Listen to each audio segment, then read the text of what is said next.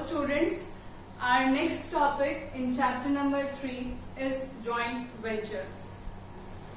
अभी आपने देखा कि हमारी इकोनॉमी के अंदर 3 सेक्टर्स एग्जिस्ट करते हैं. एक होता है हमारा प्राइवेट सेक्टर, एक पब्लिक सेक्टर और third one is our joint sector. उसी जॉइंट सेक्टर का एक एग्जाम्पल है हमारे सामने, that is joint venture. Joint venture के अंदर अब क्या होगा? जॉइंट का मतलब कोलैबोरेशन, कॉम्बिनेशन, कंबाइन होकर जो काम किया जाए, और वेंचर्स का मतलब होता है कोई भी एक जर्नी या फिर कोई भी प्रोजेक्ट. तो इसका मतलब जॉइंट वेंचर का मीनिंग ये हुआ, that means where there is a partnership among two business enterprises to complete a specific project or a target or to complete a specific journey. तो ज्वाइंट वेंचर में हम क्या डिस्कस करेंगे कि joint venture एक ऐसा फॉर्म ऑफ बिजनेस एंटरप्राइज है जहां पर कोई भी दो बिजनेस एंटरप्राइजेस मिलकर यानी कि एक दूसरे के साथ कोलैबोरेट होकर कंबाइन करके ज्वाइंटली काम करना स्टार्ट करेंगे. अब जब भी कोई भी दो बिजनेस एंटरप्राइजेस कंबाइन होकर काम करना स्टार्ट करते हैं तो इसका मतलब कैपिटल भी दोनों ही बिजनेस एंटरप्राइजेस इन्वेस्ट करेंगे, दोनों बिजनेस एंटरप्राइजेस के मैनेजरियल स्किल्स भी अप्लाई होंगे, दोनों के ह्यूमन रिसोर्सेज को भी कोलैबोरेट करके यूज किया जाएगा. That means it is not only the collaboration of the names of business enterprise but also the collaboration of various physical, human and financial resources on the basis of which any of the business enterprise exists. Now the point is, which type of business enterprises can collaborate for the joint venture? इस combine journey को follow करने के लिए, perform करने के लिए कौन से बिजनेस एंटरप्राइजेस एक दूसरे के साथ कंबाइन और कोलैबोरेट हो सकते हैं? तो इनके लिए आप कोई भी एंटरप्राइज ले सकते हो. कोई भी दो प्राइवेट एंटरप्राइजेस भी हो सकते हैं, कोई भी दो पब्लिक एंटरप्राइजेस भी हो सकते हैं, कोई भी दो फॉरेन एंटरप्राइजेस भी हो सकती हैं, या फिर एक प्राइवेट एक पब्लिक, एक प्राइवेट एक फॉरेन, एक पब्लिक एक फॉरेन, यानी कि किसी भी तरह का कॉम्बिनेशन हो सकता है. बट आपको आइडेंटिफाई करने के लिए सिर्फ इतना सा ध्यान देना है कि कोई भी एंटरप्राइज के लिए हम ज्वाइंट वेंचर तभी बोलेंगे जब उसके अंदर कोई भी दो बिजनेस एंटरप्राइजेस अपने कैपिटल, अपने फाइनेंस, अपने ह्यूमन और अपने फिजिकल रिसोर्सेज को कोलैबोरेट करके बिजनेस को कंटिन्यू करना स्टार्ट कर रहे हैं. अब ज्वाइंट वेंचर्स के अगर एग्जांपल्स की बात की जाए तो ज्वाइंट वेंचर के इंडिया के अंदर एग्जांपल्स है हमारे, जैसे कि मारुति सुजुकी, हीरो होंडा, जो कि अब ज्वाइंट वेंचर में काम नहीं कर रहे हैं, लेकिन ये कुछ एग्जांपल्स थे हमारे. नेक्स्ट पॉइंट आता है इन्हीं ज्वाइंट वेंचर्स के फीचर्स. इन ज्वाइंट वेंचर्स में क्या क्या फीचर्स आपको देखने को मिलेंगे. सबसे फर्स्ट पॉइंट मैंने यहाँ पर लिखा है, रिड्यूसेस कंपटीशन. जब भी कोई दो एंटरप्राइजेस मिलकर बिजनेस करना स्टार्ट करते हैं तो वहां पर हमेशा कंपटीशन क्या हो जाता है? रिड्यूस. अगर कोई भी स्मॉल स्केल एंटरप्राइजेस काम कर रहे थे, कोई भी दो स्मॉल स्केल एंटरप्राइजेस है, सपोज एक कंपनी है ए और एक कंपनी है बी. पहले ये दोनों एक दूसरे के अगेंस्ट काम कर रहे थे, एक दूसरे को compete करने की कोशिश कर रहे थे. तो इसका मतलब ये अपने कुछ रिसोर्सेज का कुछ पोर्शन वेस्ट कर रहे थे इसी कंपटीशन पर. मान लिया कि बी ने ए से compete करने के लिए, अपने प्रोडक्ट को और ज्यादा प्रमोट करने के लिए 1 लाख अमाउंट का एक्सपेंडिचर किया और ए ने compete करने के लिए 2 लाख अमाउंट का एक्सपेंडिचर कर दिया. तो इसका मतलब हमारी इकोनॉमी के अंदर ये 3 लाख के रिसोर्सेज तो वेस्ट ही हो गए.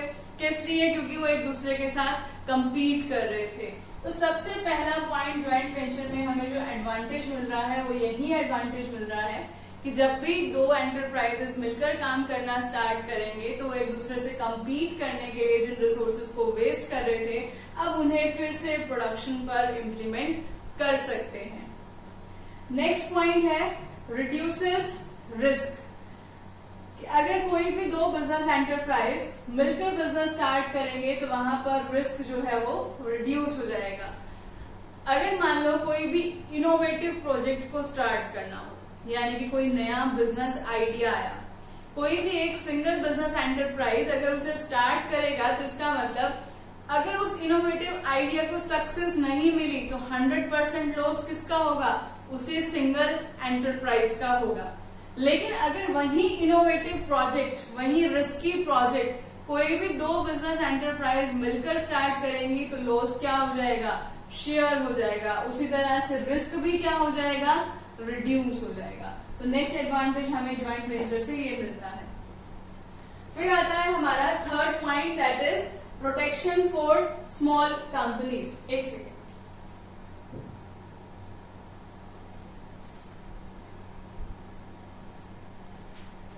नेक्स्ट पॉइंट आता है हमारा प्रोटेक्शन फॉर स्मॉल कंपनीज।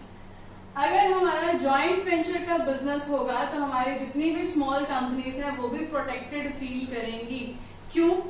क्योंकि जितने भी लार्ज स्केल ऑर्गेनाइजेशंस हैं उनके साथ compete करना इजी टास्क नहीं है। हमने एमएनसीज में भी इस बारे में समझा था कि जितनी भी एमएनसीज काम कर रही हैं हमारी कंट्री के अंदर या फिर हमारे वर्ल्ड के अंदर, वो सारी एमएनसीज क्या कर रही हैं, स्मॉल स्केल एंटरप्राइजेस को हाई लेवल पर कंपटीशन दे रही हैं। और अगर आपने इन्हीं लार्ज स्केल एंटरप्राइजेस के साथ compete करना है तो कोई भी एक सिंगल स्मॉल एंटरप्राइज हो सकता है compete ना कर पाए due to shortage of resources. It may be shortage of financial resources और ह्यूमन रिसोर्सेज और physical resources, that doesn't matter. लेकिन अगर वही स्मॉल कंपनीज ज्वाइंटली काम करना स्टार्ट कर दे, यानी कि अगर वो कोलैबोरेट हो जाती हैं तो इसका मतलब उनके रिसोर्सेज का भी कोलैबोरेशन हो रहा है। अपने फाइनेंशियल रिसोर्सेज को कंबाइन करके वो मिलकर उस एक लार्ज स्केल ऑर्गेनाइजेशन के साथ compete कर सकते हैं। तो वही यहाँ पर हमारा थर्ड पॉइंट है जिससे ये स्मॉल कंपनीज क्या हो जाएंगी, प्रोटेक्ट हो जाएंगी। नेक्स्ट और फोर्थ हमारा पॉइंट है यहाँ पर एडवांस टेक्नोलॉजी। जब भी ज्वाइंट वेंचर्स होते हैं तो वहां पर जो टेक्नोलॉजी होगी वो हमेशा कैसी हो जाएगी, एडवांस्ड। क्योंकि अगर मान लो कि ज्वाइंट वेंचर में एक जो एंटरप्राइज है वो है हमारा डेवलपिंग कंट्री का और एक एंटरप्राइज है डेवलप्ड कंट्री का, तो ऑब्वियसली डेवलप्ड कंट्री की हाईली और लेटेस्ट और सोफिस्टिकेटेड टेक्निक्स को हम यूज कर पाएंगे, यानी कि आप उनकी टेक्नोलॉजी को अपने एंटरप्राइज में भी अडॉप्ट कर सकते हो। दूसरी बात, अगर आपके पास लार्ज रिसोर्सेज होंगे, जब आपने बिजनेस को कंबाइन कर लिया तो इसका मतलब आपने अपने फंड्स को एक्सपेंड कर लिया। जैसे ही फंड्स एक्सपेंड होंगे आप एक बेटर टेक्नोलॉजी को मार्केट में परचेज कर पाओगे। नेक्स्ट पॉइंट है बेटर कॉम्पिटेंस। बेटर कॉम्पिटेंस होता है कैपेबिलिटीज।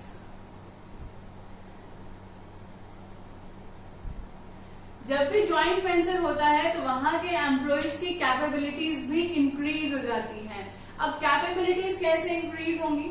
अगर टेक्नोलॉजी हम अडॉप्ट कर सकते हैं किसी भी डेवलप्ड कंट्री की, तो क्या उनके मैनेजरियल स्किल्स को हम अडॉप्ट नहीं कर सकते? उनको भी हम इजीली अडॉप्ट कर सकते हैं। तो हमारे जो यहाँ पर मैनेजरियल डिपार्टमेंट होगा वो भी बेटर कैपेबिलिटीज के साथ ही एग्जिस्ट करेगा। नेक्स्ट है लार्ज कैपिटल।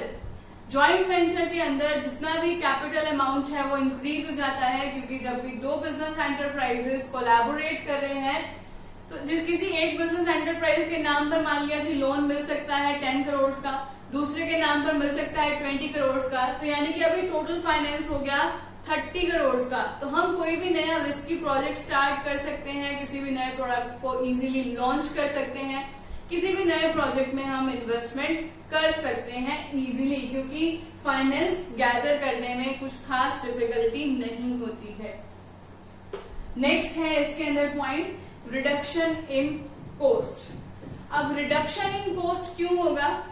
क्योंकि जब हम ज्वाइंट होकर काम कर रहे हैं तो इसका मतलब हम लार्ज स्केल पर ऑपरेट कर रहे हैं, और जैसे ही स्केल हमारा लार्ज होता है बिजनेस का, वैसे ही हमें एक एडवांटेज मिलना स्टार्ट हो जाता है जिसको हम बोलते हैं इकोनॉमीज ऑफ स्केल।